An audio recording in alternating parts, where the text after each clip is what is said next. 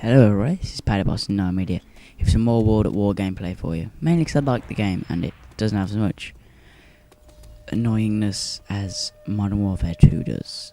And in this game, as you may notice, this map is called Station, part of the first map pack for World at War.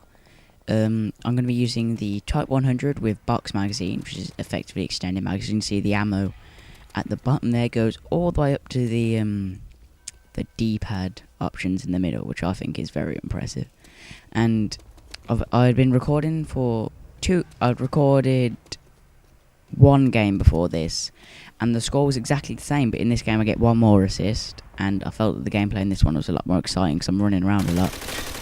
Nice. Compared to the other game where I wasn't doing a lot, to be honest. I was just running from place to place, camping my buttocks off.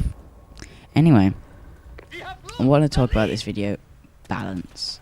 Now, I know it's a very touchy subject for people about overpowered weapons. And to be honest, the only people who think that the weapons they're using aren't overpowered are the people who love those weapons, like the MP40 in this game and the UMP in Modern Warfare 2. People who don't think they're overpowered are the people who use them all the time.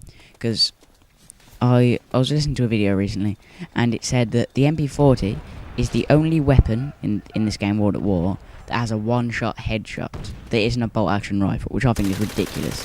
And the fact that you can get the box magazine that comes with like 70 shots in a mag, and then you can just whack Juggernaut on there and you're still looking at a free bullet kill across the map is ridiculous. And quite a lot of people in the game before this were using the MP40, so I thought, oh my god, Juggernaut and Last Stand. Anyway, so I thought I'm going to need to get an SMG out, because I like that type of game style, like running around, getting the quick kills, moving, reloading quickly, all that stuff. So I got out my Type 100 with box magazine, which I worked very hard to unlock, as you can tell. I was wondering whether to use the aperture sight on it, because the nice Last Stand spray down there. The aperture sight works, but the iron sights on this, as you'll see when I aim down sights occasionally, is diagonal, which for some people is a bit of an off, but it is slightly angled there. But I like this gun mainly for the comedy bonus of the size of this guy's hand when you watch it. See how big that guy's hand is? He must be like a Goliath or something. I'm joking. But yeah, I just love this gun because it's got a high damage, but it's like the MP5K in Modern Warfare 2. If you compare the MP5K to the UMP, they both do the same max damage at close range, but at long range they have at least some drop off. So, and then you compare the Type 100 to the Type 40, they're quite similar in that regard. In this game, I don't ever get a set of dogs, but I managed to maintain like a 2.7 KD or something like that. But if you add in the 2 assists I got, which were both from putting somebody with Juggernaut into Last Stand, we may as well count those as kills, because that's just the most annoying thing in the world. And if you count those as kills, I'm like at a 2.9 KD, because I died twice near the end, and if I hadn't, I could easily be holding the 3 KD down here. You massive nub cake. See that? I just hate that.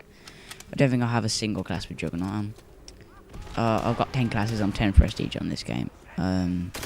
I'm not going to say that I'm legitimate, but I was first prestige on this game, and then somebody offered it to me with a 48-hour trial code, and I decided to take them up on that offer, and bada bing, bada boom. There's no advantage to being 10 prestige other than more classes, and the only advantage from more classes is more ways to kill your opponent, and I only ever use a couple of them at a time. Some of my favourite ones are my PTRS Happy Face class, which is a PTRS, my PTRS Sad Face class, which is a Car 98K. Another assist there, you belmit. And then I've got my Flame class, which is a flamethrower. I was thinking about what secondary perk, the red perk, to put on there, because I tried to find the one that actually helped the flamethrower, and some like stopping power doesn't, because it increases the damage of bullets. Fire isn't bullets, surprisingly.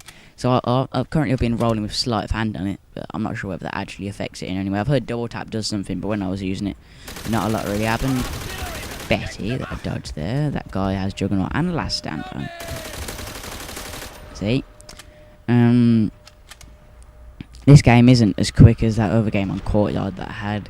That was a nice quick game because Courtyard is quite a small map. There's it's like, I'd say it's a medium-sized map, but the area where the action goes on is that small bit in the middle. But this map is medium, but it's stretched out, as you got to run from either end of the map to get there. And I just hit the mic, by the way, by accident, because for some reason I decided to do a nice hand action for the longness of the map and smack this mic. But yeah, if you play World of War and you're World at War, not World of War, World at War, and you use submachine guns, put down a comment what your opinion is of the MP40. Personally, I think it's ridiculously overpowered. I think every Call of Duty that's had a custom class, which being Call of Duty 4 onwards, has not been able to integrate submachine guns correctly, in the sense that COD 4 had the MP5, which a lot of people didn't think was too overpowered, but was quite overpowered. I wouldn't say that's massively overpowered, but it still is overpowered. And then you had the MP40 in this game, and then there's the UMP in Modern Warfare 2. I just hope in Black Ops they can just get some balancing right. I don't think there should be, in my opinion, a submachine gun should not do as much damage as a light machine gun. The UMP does, as you may have seen in my gun guide, which I'll put an annotation now. In my gun guide, I showed that it does 40 damage at close range. That's the same damage as an RPD, which is a light machine gun, compared to a submachine gun. I think all submachine guns in Call of Duty should be limited to 30 damage at close range, and then assault rifles could have 35, and then light machine guns should have 40, and the snipers should obviously do more like 70 because they're a higher caliber round.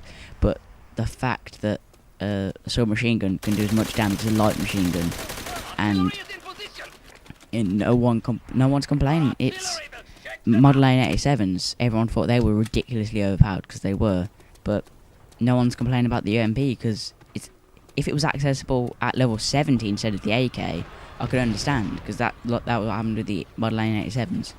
They were hard to unlock but massively overpowered. But the UMP is available right from the start, and it's the way you get level 1s running around with a UMP getting triple sprays, and it's just so annoying when you're trying to use a weapon that requires some form of skill.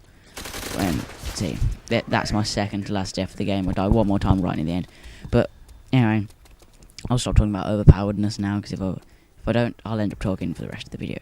This has been Paddy Boss from Dime Media. The game's near the end, but I'll just cut you off now. Thanks for watching. If it's the first time you've come to Dime Media, make sure you subscribe, and if not, just leave a like on the video. And my final score here is going to be 21 to 2 to 8. Thanks for watching. See you soon.